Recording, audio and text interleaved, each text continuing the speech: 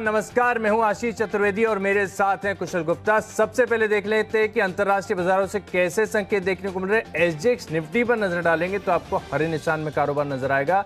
थोड़ी सी मजबूती नजर आ रही है एसजीएक्स निफ्टी में, हालांकि कोई ज्यादा यूफोरिया नहीं, कोई बड़ी तेजी नहीं है।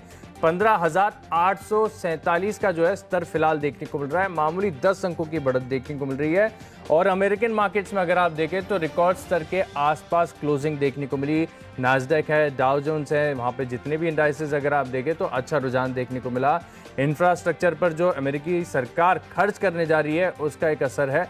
और आप देखें कि वहाँ पर जो संकेत देखने को मिल रहे हैं काफ़ी बढ़िया है। एसजीएक्स निफ्टी जैसा कि मैंने आपको बताया कि यही दर्शा रहा है कि पूरी संभावना है कि आज थोड़ी बहुत तेज़ी के साथ जो है आपको ओपनिंग देखने को मिले। लेकिन कल एक्सपायरी थी और एक्सपायरी के दिन भी अगर आप देखें तो थोड़ी बहुत ही तेज़ी देखने को मिली। जितनी वॉलेटिलिटी एक्सपेक्ट आमतौर पर एक्सपायरी के दिन की जाती है उतनी हलचल नहीं देखने को मिली। कुशल से जानते, कुशल कैसे देख रहे हैं आप संकेतों को?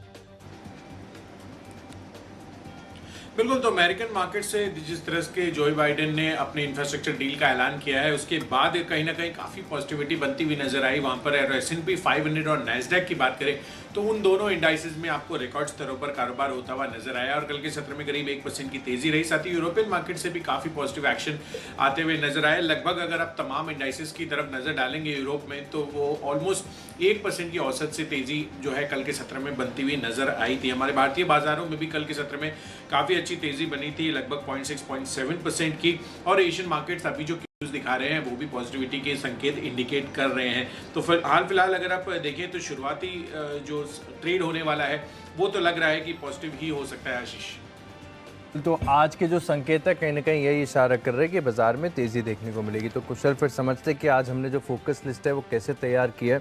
सबसे पहले मैं बता दूं, देखिए मेरा फोकस तो पूरी तरीके से कैश के स्टॉक्स पर है। इनफैक्ट जितना देर मुझे 8 स्टॉक चुनने में लगी उससे कहीं ज़्यादा देर जो है 2 स्टॉक्स एफएनओ में जो फ्यूचर्स एंड ऑप्शंस है वो ढूंढने में इतनी मेहनत करनी पड़ी, मुझे आइडियाज़ मिल ही नहीं रहे थे। लेकिन समहाउ लकीली कुछ टेक्निकल चार्ज के आधार पर मैंने 2 स्टॉक चुन लिए एफएनओ के। लेकिन कैश के स्टॉक्स अगर आप देखें तो वहाँ पर आइडियाज़ ढेर सारे हैं और अभी भी बाजार में अगर आप देखें चाहे कितना भी उतार चढ़ाव हो, यहाँ पर जो ब्रेकआउट्स की स्थिति है वो लगातार बनी हुई है। तो मेरी तरफ से तो सारे स्टॉक्स आज खरीदारी के होंगे। आपकी तरफ से आज कितने स्टॉक्स खरीदारी के और कितने स्टॉक्स बिकवाली के हैं? आशीष, हाल फिलहाल अगर आप देखें तो मेरा भी रुझान जो है वो पॉजिटिविटी की तरफ ही बनता हुआ नजर आ रहा है। कल के सत्र में भी 1 या 2 स्टॉक्स जो थे वो बिकवाली के थे और आज के सत्र में भी अगर आप देखें तो 1 स्टॉक अभी तक तो मैंने बिकवाली का चुना है। अब देखना होगा कि यहाँ पर कितनी ज़्यादा तेज़ी जो है बाजार में बनती हुई नजर आती है। तो कैश स्पेस और साथ ही जो खबरें आई हैं खासकर IT सेक्टर को लेकर, वहाँ पर मेरा बड़ा फोकस है आज के लिए। बिल्कुल, कल आखिरी 1 घंटे में अगर आप देखें तो आईटी स्टॉक्स में अच्छा रुझान भी देखने को मिला। चलिए देखते हैं दिन के दौरान एक्शन कैसा रहता है आईटी पैक पर। लेकिन फिर आज की जो लिस्ट है उसके साथ शुरुआत कर लेते हैं। कुशल, सबसे पहले ये बताइए कि कैश का स्टॉक आज आपने कौन सा चुना है? देखिए आज नतीजों के दम पर PTC इंडिया ये स्टॉक है जहां पर आपको खरीदारी करने की राय है, क्योंकि यहां पर जो नंबर्स आते हुए दिखे हैं कंसोलिडेटेड आधार पर भी काफ़ी पॉजिटिव लग रहे हैं। खासकर जो मुनाफा है कंपनी का 45 करोड़ से बढ़कर 68 करोड़ पर आया है और साथ ही कंपनी की आय भी जो है लगभग 8% की तेज़ी यहाँ पर देखने को मिली है। हाल फिलहाल बहुत ज़्यादा तेज़ी स्टॉक ने नहीं दिखाई है। तो जो कंपनी है वहाँ पर मुझे लग रहा है कि थोड़ी पॉजिटिविटी आज नतीजों के दम पर बनती हुई दिख सकती है। तो 107 रुपये के लक्ष्य के लिए खरीदारी कीजिए, 102 रुपये का आपको स्टॉप लॉस लगाना होगा। तो आशीष, कैश स्पेस पे PTC इंडिया ये स्टॉक है जहां पर आपको नजर रखनी है। आपकी तरफ से आप अपने व्यूअर्स को क्या सुझा रहे हैं? देखिए कैश का स्टॉक है लिस्ट में जागरण प्रकाशन, इस स्टॉक पर आपको खरीदारी करनी चाहिए। जिस प्रकार से इसके टेक्निकल्स और इंडिकेटर्स भी यही इशारा कर रहे हैं कि अच्छी तेज़ी यहाँ पर देखने को मिल सकती है। बहुत से बहुत आपको मंडे या ट्यूसडे तक का व्यू बनाकर चलना है। मंडे ट्यूसडे तक अगले हफ्ते जो है अगर ये यहाँ पर लक्ष्य हासिल हो जाए तो ठीक, नहीं तो फिर हम एग्जिट कर लेंगे। और स्टॉप लॉस तो हमारा ही स्टॉप लॉस ट्रिगर होगा तो स्वाभाविक है कि हमें ट्रेड से एग्जिट लेना होगा। लेकिन मैं मान रहा हूँ थोड़ा सा कंजर्वेटिव लक्ष्य दिया कुशल, इसमें मैंने 68 के आसपास की क्लोजिंग है, 71, क्योंकि 71 जो है पहला हर्डल है। ये 71 पार हो गया तो आपको एक बड़ा उछाल इसमें स्टॉक में देखने को मिल सकता है। और हो सकता है कि 71 के बाद की जो क्लोजिंग हो उसके नेक्स्ट डे आपको करीब 5 से लेकर 8% तक के मूव्स स्टॉक में देखने को मिले। इतना अच्छा पोटेंशियल है और टेक्निकल स्ट्रक्चर बहुत ही शानदार है। मैं मान रहा हूँ यहाँ पर खरीदारी करके चलना चाहिए। 68 रुपये के आसपास की जो क्लोजिंग है, आप 66 ₹2 नीचे का स्टॉप लॉस लगाकर खरीदारी कीजिए। पहला मेरा प्राथमिक लक्ष्य होगा 71 रुपये। 71 पार कर गया तो फिर आप अपने फर्दर स्टॉप लॉसेस को जो है ट्रेल कर कॉस्ट पर ले आए और हो सकता है कि स्टॉक में बड़ी तेजी देखने को मिले। जागरण प्रकाशन बड़े मूव के लिए तैयार हो रहे, इस स्टॉक पर अपना पूरा फोकस बना के रखेंगे। तो यहाँ पर आपको खरीदारी करनी है। अब अगली कैटेगरी डिस्कस कर लेते हैं, वो है आज का फ्यूचर। और जैसा कि कुशल हम डिस्कस कर ही रहे थे शो की शुरुआत में कि फ्यूचर्स के आइडिया एफएनओ स्पेस में जो मेन स्ट्रीम स्टॉक्स हैं वहाँ पर थोड़ा सा एक्शन कम देखने को मिल रहा है। हालांकि ऐसी बात नहीं कि नहीं है, लेकिन मुझे थोड़ा सा कहीं ना कहीं अगर आप देखें तो डिफ़िकल्टी हो रही थी स्टॉक्स फाइंड आउट करने के लिए। लेकिन जैसा कि एक्सेंचर की जो तरफ से जो नतीजा है वो अनुमान से काफ़ी बेहतर देखने को मिले थे। और कल आखिरी 1 घंटा अगर आप देखें तो नो ब्रेनर था, सबको समझ में आ रहा था कि नेक्स्ट डे आईटी स्टॉक जो है फोकस में नजर आएंगे। जिस प्रकार से विप्रो भी अगर आप देखें तो परसों गिरा था, लेकिन कल आखिरी 1 घंटे में काफ़ी बढ़िया मूव आया और तमाम स्मॉल कैप मिड कैप के जो आईटी स्टॉक्स हैं वहाँ पर अच्छी खरीदारी देखने को मिली। एक चार्ट जो है मुझे काफ़ी पसंद आता है, एल&टी इन्फोटेक। यहाँ पर मैं मान रहा हूँ कि आपको फोकस करके चलना चाहिए। अच्छा चार्ट का स्ट्रक्चर और आईटी स्टॉक जो है आज लगातार पूरे दिन फोकस में रहेंगे, तो मैं मान रहा हूँ कि बढ़िया तेजी और अच्छा बेट यहाँ पर देखने को मिल सकता है। 4,276 रुपये के लक्ष्य लिए आप इस स्टॉक में खरीदारी करेंगे और 4,121 रुपये का आपको स्टॉप लॉस लगाना है। बिल्कुल आशीष, तो जैसा कि आपने बताया कि एक्सेंचर के जो नंबर्स आते हुए दिखे थे उस वजह से काफ़ी ज़्यादा पॉजिटिविटी जो है आईटी काउंटर्स में बन सकती है। कल के सत्र में हमें frontline IT counters TCS Infosys जैसे स्टॉक्स में 3 से 4% का उछाल देखने को मिला और शायद यही था एक्सपेक्टेशंस कि एक्सेंचर के नंबर्स काफ़ी बेहतर आएंगे। इनफैक्ट यहाँ पर मैं आपको नंबर्स में अगर मैं डिग इन करूँ तो जो फुल ईयर का रेवेन्यू ग्रोथ है एक्सेंचर ने वो 10 से 11% कर दिया है। पिछले बार जब वो अपनी गाइडेंस दिए थे तो उन्होंने 6.5 से 8.5% की गाइडेंस दी थी। तो रोबस्ट आउटलुक जो है वो कहीं ना कहीं एक्सेंचर को अब आगे नजर आ रहा है। जिस तरह से जितनी भी कंपनियां हैं जो इनके क्लाइंट्स हैं वो डिजिटल ट्रांसफॉर्मेशन करते हुए नजर आ रहे हैं और एक हाइब्रिड वर्क मॉडल की तरफ जो है अब सारी की सारी कंपनियां पेंडेमिक के बाद अग्रसर होती हुई नजर आ रही है। तो इस चीज़ को ध्यान में रखते हुए आगे का जो डिमांड आउटलुक, जो डिमांड पर कॉमेंट्री आई है एक्सेंचर की, वो काफ़ी ज़्यादा पॉजिटिव लग रही है। जिस तरह से उन्होंने गाइडेंस जो है अपनी रिवाइज की है, रेज की है। इनफैक्ट सीएलएसए भी मान रहा है कि जो पिछले 3 महीनों के में भारतीय आईटी कंपनियां हैं उनका जो कंसोलिडेशन हमें देखने को मिला है, एक अच्छा बेस मिलता है अप मूव के लिए। तो कहीं ना कहीं काफ़ी पॉजिटिविटी जो है आपको आईटी काउंटर स्पेसिफिकली, जहाँ से अगर आप देखेंगे तो इन सब कंपनियों का जो एक्सपोजर है यूएस और यूरोप में, उससे काफ़ी ज़्यादा अच्छा बिल्डअप होता हुआ नजर आ सकता है आपको। तो यहाँ पर सबसे पहला कॉल है फ्यूचर्स में माइंड ट्री पर, जहाँ पर आपको खरीदारी करने की राय है। यूएस से करीब 70% से ज़्यादा इनका रेवेन्यू आता है। 2600 रुपये के लक्ष्य के लिए यहाँ पर खरीदारी कीजिए और 2500, 2500 जो है ये आपका स्ट्रिक्ट स्टॉप लॉस आपको मेंटेन करना होगा। तो आज का फ्यूचर्स में मेरी तरफ से है माइंड ट्री। इसके अलावा अगली जो कैटेगरी है उसको भी हम डिस्कस कर लेते हैं और ये है ऑप्शन कैटेगरी। और ऑप्शंस में बेस्ट ऑप्शन जो है ये भी मैंने एक दिग्गज आईटी काउंटर ही चुना है। अब देखिए HCL टेक, यहाँ पर भी आखिरी 1-1.5 घंटे में अच्छा अपमूव देखने को मिला, पर कंपेयर टू अगर आप TCS और इन्फोसिस की बात करेंगे तो HCL टेक जो है अभी भी इसकी जो रनअप है कल का सत्र का वो बाकी है। तो मुझे लग रहा है कि HCL टेक, इसका 980 रुपये का जो कॉल ऑप्शन है 40 रुपये का प्राइसिंग का, वो आपको खरीद कर चलना है 60 रुपये के टारगेट के लिए और 30 रुपये का आपको स्टिक स्टॉप लॉस इसमें मेंटेन करना होगा। आशीष, आपने क्या चुना है यहाँ पर?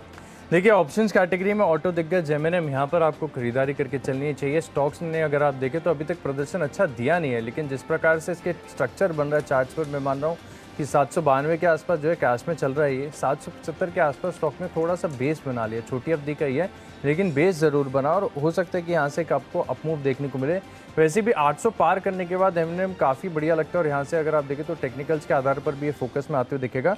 तो करीब एक हफ्ते का व्यू बनाकर आप M&M का जो 800 का कॉल ऑप्शन है यहाँ पर खरीदारी करके चल सकते हैं। 40 रुपये के लक्ष्य के लिए 16 रुपये का आपको स्टॉप लॉस लगाना है। तो ऑप्शंस के कॉल्स तो हमने डिस्कस कर लिए। तो लिस्ट को आगे बढ़ाते हैं, अगली कैटेगरी है टेक्नोपिक। कुशल से जानते हैं।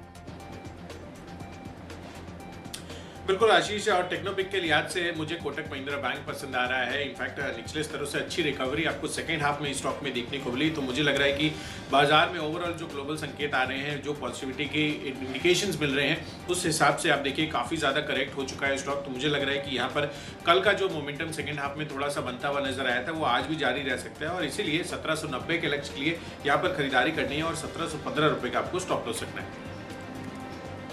तो टेक्निकली मुझे पसंद आ रहा है कुशल पूर्वांकरा। इससे पहले मैं आपको बताऊं, कल मैंने आपको इंडिया बुल्स रियल एस्टेट बताया था और सिमिलर कहीं ना कहीं देखे तो मोर और लेस वैसा ही स्ट्रक्चर, और कल करीब 5% का उछाल उस स्टॉक में देखने को मिला। पूर्वांकरा में भी अगर आप देखें तो पोटेंशियल काफ़ी ज़्यादा है और काफ़ी बढ़िया स्ट्रक्चर डेली चार्ट पर बना हुआ है। और अगर आप इसका वीकली चार्ट भी जूम आउट करके देखेंगे तो आपको नजर आएगा कि काफ़ी ऊपरी तरफ से स्टॉक में करेक्शन आया, निश्चित तौर पर बहुत बढ़िया रिवर्सल स्ट्रक्चर बना दिए। अब ये बड़े मूव के लिए स्टॉक तैयार हो रहा है। तो मैं मान रहा हूँ 89 की जो क्लोजिंग है, आप थोड़ा सा बहुत ही छोटी अवधि का व्यू बनाकर खरीदारी करके चल सकते हैं। पहला लक्ष्य होगा 95 और 95 क्रॉस करके टिक गया तो इसको हम दोबारा रिव्यू करेंगे, आप खरीदारी करके चल सकते हैं। और करीब स्टॉप लॉस अगर रिस्क एंड रिवॉर्ड के लिहाज से और आप केवल एक हफ्ते का व्यू बनाकर खरीदारी करना चाहते हैं तो बहुत ही टाइट स्टॉप लॉस के साथ खरीदारी करके चल सकते हैं। 87 रुपये 20 पैसे का लक्ष्य होगा 95। अच्छी तेजी एक्सपेक्टेड है पूर्वांकरा में, स्टॉक में खरीदारी करनी चाहिए। टेक्निकली तो स्टॉक्स हमने डिस्कस कर लिए, अब अगली कैटेगरी की बारी है, वो है फंडा पिक। और फंडा पिक में मैंने चुना है दिग्गज HDFC लाइफ। यहाँ पर आपको खरीदारी करनी चाहिए। आमतौर पर देखिए कुशल में स्टॉक्स आपको बताता हूँ स्मॉल कैप मिड कैप, जहाँ पर बाजार का ज़्यादा फोकस नहीं होता है, आप वहाँ पर निवेश की और ट्रेडिंग की जो है रणनीति बनाकर चल सकते हैं।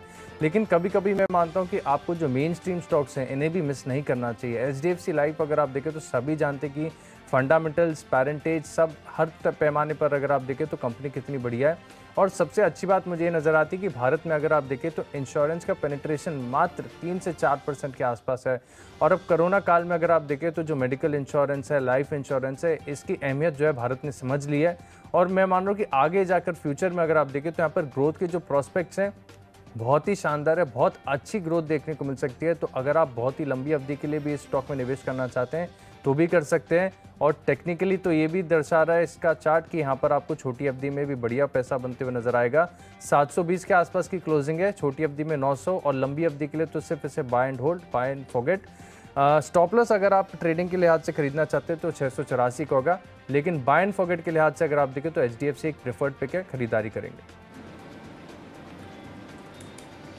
बिल्कुल, तो यहाँ पर नज़र रखना है जो है आशीष की तरफ से जो पिक आती हुई दिख रही है फंडा पिक में। और फंडा पिक में मैंने स्टॉक चुना है टाटा मोटर्स का। यहाँ पर आपको खरीदारी करने की राय है। आप देखिए यहाँ पर जो अब सिग्निफिकेंस बनता हुआ नजर आ रहा है, जिस तरह से जो बाइडेन ने इंफ्रास्ट्रक्चर डील का ऐलान किया है और जो इकोनॉमी को वापस से ग्रोथ ट्रैक पर बढ़ने की एक्सपेक्टेशंस नजर आ रही है, उससे इनका जो JLR का पोर्टफोलियो है जो करीब 70-75% रेवेन्यू इनके ओवरऑल आय में कॉन्ट्रीब्यूट करता है, वहाँ पर इनका जो एक्सपोजर है, चाहे आप नॉर्थ अमेरिका लीजिए या यूरोप लीजिए या फिर चाइना लीजिए, यहाँ पर इनके लिए काफ़ी ज़्यादा फायदे की बात हो सकती है। इनफैक्ट कंपनी का जो बड़ा फोकस अब EV पर बन रहा है और खासकर अगर आप भारतीय बाजारों में जो इनकी पैसेंजर व्हीकल्स की सेल वापस से जो है रिकवर होती हुई दिख रही है और जिस तरह का प्रदर्शन पिछले 2-3 महीनों में पैसेंजर व्हीकल्स में आया है, उससे काफ़ी ज़्यादा पॉजिटिव बिल्डअप मुझे लग रहा है कि टाटा मोटर्स पर आपको बनाकर चलना चाहिए। हाल फिलहाल थोड़ी सी करेक्शन यहाँ पर आई है तो निचले स्तरों पर अच्छा खरीदारी का मौका आपको टाटा मोटर्स पर बनाकर चलना चाहिए। तो 400 रुपये के लक्ष्य के लिए आप खरीदारी कीजिए। होल्डिंग पीरियड आपका अगले 6 महीने का होगा। चलिए बढ़ते हैं अपनी अगली कैटेगरी तरफ जो है इन्वेस्टमेंट पिक। और इन्वेस्टमेंट के लिहाज से मुझे एक QSR quick service restaurant company जो हाल ही में लिस्ट हुई है बर्गर किंग, वो काफ़ी पसंद आ रहा है। अगले 3 महीनों के लिए आप यहाँ पर निवेशित रह सकते हैं। अब इसको चुनने का कारण क्या है? आप देखिए कंपनी जो है जिस तरह से अब 2014 में भारत में आई थी और उसके बाद से कंपनी ने अपने जो स्टोर फ्रंट्स है वो लगातार बढ़ाते हुए नजर आए हैं। और मैं इनके फाइनेंशियल्स भी चेक कर रहा था तो ओवरऑल अगर आप देखेंगे तो साल दर साल काफ़ी अच्छी ग्रोथ जो है इनकी आय में आती हुई नजर आई है। डेफिनेटली कंपनी जो है नए स्टोर्स पर कैपेस कर रही है तो बॉटम लाइन पर थोड़ा सा इंपैक्ट आपको देखने को मिल सकता है, पर कहीं ना कहीं जो सेल्स फिगर्स है, जो टॉप लाइन है कंपनी की, वो काफ़ी बेहतरीन ग्रो कर रही है पिछले 4-5 सालों से। और मुझे लग रहा है कि यहाँ पर जो पेंडेमिक का इनका क्लियर कट यूज हो सकता है, पॉसिबली मे बी ज़्यादा स्टोर्स ना खोलकर जो डिलीवरी मॉडल है उस पर अगर कंपनी फोकस करती है तो डेफिनेटली इनकी मार्जिन्स में भी और अच्छा सुधार आपको आगे आने वाले सालों में देखने को मिलेगा। बट फिलहाल जिस तरह का अभी पैटर्न बना हुआ है, मुझे लग रहा है कि अगले 3 महीने के लिए आप निवेशित रह सकते हैं। इनफैक्ट आप इसको अपने लॉन्ग टर्म पोर्टफोलियो में भी शामिल कर सकते हैं। 184 रुपये के लक्ष्य के लिए आपको बर्गर किंग इसमें खरीदारी करने की राय है। आशीष, आपने क्या चुना है यहाँ पर इस कैटेगरी में? निवेश के लिहाज से मुझे लगातार पसंद आ रहा है मॉइल, करीब 150-155 के स्तर से लगातार इस स्टॉक में आपको रिकमेंड कर रहा हूँ। अब 195-200 के पार भी स्टॉक जा चुका है, लेकिन मैं मान रहा हूँ क्षमता काफ़ी ज़्यादा है, स्ट्रक्चर बहुत बढ़िया है। फंडामेंटल्स भी बहुत शानदार है। तो 287 रुपये के लक्ष्य के लिए आप यहाँ पर 1 साल का व्यू बनाकर चल सकते हैं। हालांकि पूरा भरोसा है कि 1 साल से पहले ये जो लक्ष्य हैं ये हासिल होते नजर आएंगे। मॉइल को अपनी फोकस लिस्ट से हटाना नहीं है, निवेश करेंगे मॉइल में। तो चलिए, निवेश के लिहाज से स्टॉक्स तो हमने डिस्कस कर लिए। तो कुशल से जानते हैं कि खबरों के लिहाज से कौन सा स्टॉक पसंद आ रहा है। बिल्कुल आशीष, खबरों के लिहाज से एक और आईटी काउंटर ही है जो मुझे पसंद आ रहा है, विप्रो। आप पहले बता भी रहे थे कि यहाँ पर आखिरी 1 घंटे में अच्छी तेजी बनती हुई नजर आई है। मुझे लग रहा है कि यहाँ पर तेजी का जो मोमेंटम है, जो मैंने पहले आपको 2 स्टॉक्स आईटी काउंटर में माइंडट्री और एचसीएल टेक बताए, उसके साथ साथ विप्रो भी आप उसको सूची में जोड़ सकते हैं। और मुझे लग रहा है कि यहाँ पर भी ये एक्सेंचर के जो नंबर्स आते हुए दिखे हैं और जिस तरह से गाइडेंस अपग्रेड किया गया है, उस एस्पेक्ट से आपको विप्रो में भी खरीदारी कर चलनी चाहिए। 558 की टारगेट के लिए खरीदारी कीजिए। 542 रुपए ये आपका स्टॉप लॉस होगा। तो आशीष, मेरी तरफ से है विप्रो। आपने क्या चुना है यहाँ पर? देखिए, नतीजा है मिधानी के मिश्र धातु निगम स्टॉक पर आपको खरीदारी करके चलना चाहिए। स्ट्रक्चर तो बढ़िया, लेकिन ये स्टॉक चल नहीं रहा। काफ़ी लंबे समय से अगर आप देखें तो ऑलमोस्ट सितंबर के बाद से ये कंसोलिडेट ही कर रहा है लगातार। लेकिन अब मैं मान रहा हूँ कि थोड़ा सा हो सकता है कि यहाँ पर रेंज ब्रेकआउट के जो ट्रिगर है वो सामने आ रहे हैं। तो मिधानी स्टॉक पर तेज़ी करेंगे 220 रुपये के लक्ष्य लिए। और हालांकि हमेशा की तरह स्टॉक अगर आपको काफ़ी ऊपर दिखे, 220 के आसपास ही खुलता हुआ दिखे तो छोड़ दीजिएगा, फिर अपसाइड थोड़ी सी सीमित नजर आएगी। स्टॉप लॉस लगाना है 207 रुपये का। दिन के दौरान तेज़ी एक्सपेक्टेड है, लेकिन गैप अप ओपनिंग दिखे तो स्टॉक को छोड़ भी सकते हैं। चलिए, अब फाइनल कैटेगरी का वक्त है। और जो माई चॉइस है इसमें मुझे पहला स्टॉक पसंद आ रहा है, केशोराम इंडस्ट्रीज। इस स्टॉक पर आपको नज़र करनी चाहिए, क्योंकि जिस प्रकार से इसके टेक्निकल्स हैं, मैं मान रहा हूँ कि काफ़ी बड़ा मूव यहाँ पर देखने को मिल सकता है। और पिछले 2 से 3 दिनों में अगर आप देखेंगे तो स्टॉक ने अच्छी तेज़ी भी दिखाई है। और यहाँ पर जो कंसोलिडेशन हुआ है करीब वीकली चार्ट पर अगर आप देखें तो बड़े ब्रेकआउट की स्थिति नज़र आ रही है। 93 के आसपास चल रहे कैश में मैं मान रहा हूँ कि 100 रुपये तक के स्टॉक जा सकता है। 90 रुपये 50 पैसे का स्टॉप लॉस लगाना है। रिस्क एंड रिवॉर्ड के लिहाज से भी अगर आप देखें तो जो ट्रेड है वो फेवरेबल नज़र आ रहा है। लॉरस लैब्स यहाँ पर आपको खरीदारी करनी चाहिए। दूसरे स्टॉक है मेरी तरफ से माई चॉइस में। और यहाँ पर देखिए, सबसे पहली बात कि टेक्निकल्स काफ़ी अच्छा है। कल पूरे दिन अगर आप देखें तो ठीक ठाक वॉल्यूम्स के साथ स्टॉक में खरीदारी देखने को मिली थी। अब बढ़िया बात है कि यहाँ पर रेटिंग भी अपग्रेड की गई है, तो इसका भी एक असर देखने को मिलेगा। 670 रुपये के लक्ष्य लिए आप यहाँ पर खरीदारी करेंगे और 608 रुपये का आपको स्टॉप लॉस लगाना है। और आखिरी स्टॉक है मेरी लिस्ट में गति। यहाँ पर दिन के दौरान आपको गति देखने को मिलेगी। टेक्निकल्स बहुत ही स्ट्रांग है, जिस प्रकार से इसके इंडिकेटर्स इशारा कर रहे हैं, मैं मान रहा हूँ कि कंटिन्यूस तेजी स्टॉक में देखने को मिल सकती है। 151 152 के आसपास की क्लोजिंग है। 157 रुपये का पहला लक्ष्य होगा और 148 रुपये का आप स्टॉप लॉस लगाइए। बिल्कुल। तो चलिए, माई चॉइस कैटेगरी में मेरा एकमात्र सेल कॉल है आज के लिए, वो है अमर राजा बैटरीज का, जहां पर टेक्निकल चार्ट स्ट्रक्चर मुझे वीक लग रहा है। और अब देखिए, यहाँ पर जिस तरह की बिकवाली कल के सत्र में होती हुई नजर आई थी, मुझे लग रहा है कि यहाँ पर मोमेंटम जो है उस लिहाज से स्ट्रांग है गिरावट का। और यहाँ पर इसीलिए आपको बिकवाली करने की राय है। 720 के लक्ष्य के लिए 751 का स्टॉप लॉस होगा।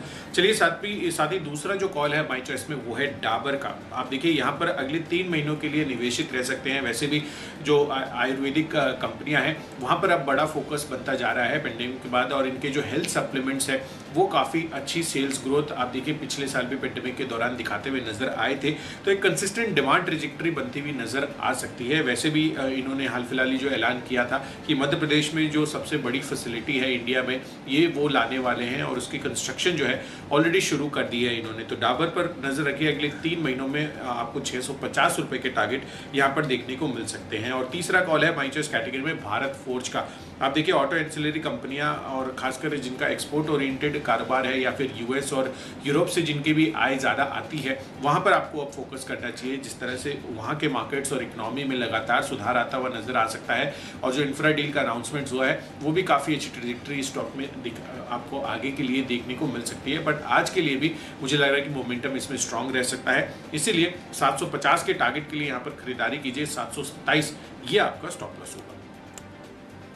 तो चलिए, 20 ट्रेडिंग आइडियाज़ तो हमने डिस्कस कर लिए, लेकिन अगर आपने कोई भी स्टॉक या कोई भी लेवल मिस कर दिया तो जल्दी से रिकैप देख लीजिए। कैश का स्टॉक है मेरी लिस्ट में जागरण प्रकाशन। यहाँ पर आप 71 रुपये के लक्ष्य के लिए खरीदारी करके चल सकते हैं। आईटी स्टॉक में तेज़ी देखने को मिलेगी। L&T इन्फोटेक के फ्यूचर्स में खरीदारी करेंगे। M&M मेहमानों की तेजी के लिए तैयार हो रहा है। 800 रुपये का कॉल ऑप्शन खरीद कर आप तेजी की पोजीशंस बनाएंगे। और टेक्निकली पूर्वांकरा, ये स्टॉक मुझे काफ़ी पसंद आ रहा है, खरीदारी करके चल सकते हैं 95 रुपये के लक्ष्य के लिए। फंडामेंटली और टेक्निकली दोनों लिहाज से अगर आप देखें तो HDFC लाइफ काफ़ी बढ़िया है, 900 रुपये के पार जाएगा बहुत ही छोटी अवधि में। निवेश के लिहाज से लगातार स्टॉक बताया मैंने आपको। मॉयल यहाँ पर खरीदारी करेंगे, 287 रुपये का लक्ष्य होगा। मिधानी के नतीजे अच्छे हैं, हालांकि स्टॉक काफ़ी रेंज बाउंड चल रहा है, 220 रुपये का लक्ष्य होगा। केशोराम इंडस्ट्रीज बड़े ब्रेकआउट के संकेत हैं, वीकली चार्ट पर 100 रुपये के पार जाने की क्षमता है। लॉरस लैब्स यहाँ पर रेटिंग अपग्रेड हुई है, इसका एक असर देखने को मिलेगा। और गति में आज दिन के दौरान गति देखने को मिलेगी, 157 रुपये के लक्ष्य के लिए खरीदारी करेंगे। इन 10 स्टॉक्स में मेरा कन्विक्शन सबसे ज़्यादा है HDFC लाइफ। भारत में इंश्योरेंस का पेनिट्रेशन बहुत कम है, ग्रोथ प्रोस्पेक्ट बहुत शानदार है, और अच्छी बात यह भी है कि टेक्निकल्स भी अगर आप देखें तो बहुत मजबूत नजर आ रहे हैं। HDFC लाइफ 900 रुपये के पार जाएगा स्टॉक, खरीदारी करेंगे। चलिए, अच्छे नतीजों के दम पर PTC इंडिया यहाँ पर खरीदारी करके चलनी है। साथ ही एक्सेंचर के जो गाइडेंस रिवीजन आए हैं और जो दमदार Q3 नंबर्स आए हैं उसको ध्यान में रखते हुए आपको आज IT counters, Mindtree, HCL tech पर फोकस बनाना है। साथ ही Kotak Mahindra bank chart structure पर मजबूत लग रहा है। टाटा मोटर्स ग्लोबल एक्सपोजर है, चाहे आप नॉर्थ अमेरिका या यूरोप की भी बात करें तो वहाँ से काफ़ी अच्छी इकोनॉमिक एक्टिविटी रिवाइव होती हुई दिख रही है, तो 6 महीनों के लिए निवेशित रह सकते हैं। बर्गर किंग नई लिस्टिंग है, यहाँ पर भी पॉजिटिविटी बन सकती है अगले 3 महीनों के लिए 184 के टारगेट के लिए। साथ ही विप्रो में भी आपको खरीदारी करनी है अन्य IT काउंटर्स के साथ साथ। और माई चॉइस कैटेगरी में Amara Raja batteries technical chart structure weak लग रहा है, पर डाबर और भारत फोर्ज ये दो काफ़ी मजबूत लग रहे हैं, तो इसमें खरीदारी करके चले। और इन सब में मेरा बेस्ट पिक है आज के लिए टाटा मोटर्स का। अगले 6 महीनों में आपको 400 रुपीज़ के टारगेट देखने को मिल सकते हैं। निचले स्तरों पर अच्छी बाइंग जो है हमें देखने को मिल रही है, तो मुझे लग रहा है कि यहाँ पर तेजी हो सकती है।